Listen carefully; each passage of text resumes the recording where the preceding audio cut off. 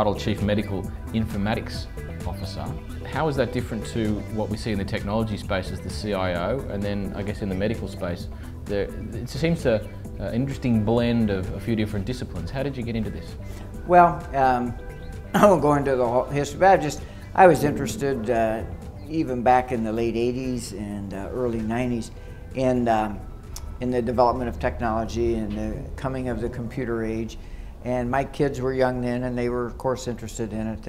And I began reading and exploring how this was going to be used in medicine. And those were in the infant days of computer technology as it applied to medicine. It was, you know, it was being used in business, and it was certainly being used in a space program and things like that. So it fascinated me, and I got interested in it then. So really my first foray into health informatics was coming up with this concept of having an exchange of information. Because as a family physician, I was on the staff of 2 medical hospitals, 2 acute care centers. There were 2 separate radiology groups, 2 separate labs, and a variety of nursing homes and other things that I related to. And what they all wanted to do was to send me their reports. They wanted to kind of quit sending them by courier or by mail, and fax hadn't even really come into play then.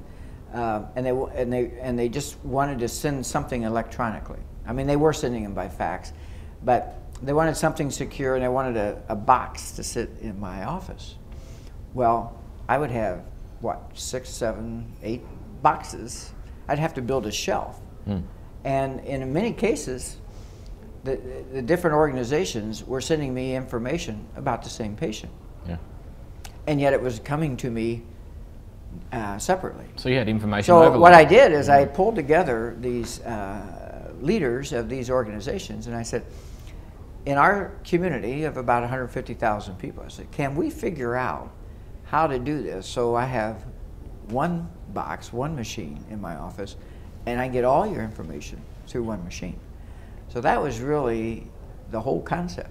And then I got in contact with people around the other country who had similar ideas, and began sharing our ideas. So those were the very early days. At that point in time, almost everything were legacy systems. We didn't have really well-developed internet tools at the time. Everything was FAT client. We didn't have the right technology. So our major obstruction to moving forward was the technology was not there. We had the good ideas about how to do it, we just didn't have the right technology. So over the years, the technology caught up to us. And you've caught up with the technology. And then we caught up with the technology, exactly right. So, so really in earnest began in the late 90s when things kind of came together. There was convergence. And then it became reasonable from a financial viewpoint to begin this journey. Yes. And of course, we've learned a lot and made a lot of mistakes, and sure. But the primary outcome of all that is that now we've developed systems where physicians actually say, turn off the paper. I don't want any more paper sent to my office because it confuses my staff, it creates workflow issues, and it's not safe. It's not safe to deliver medicine in this type of setting. Okay. So I think we've crossed that tipping point now.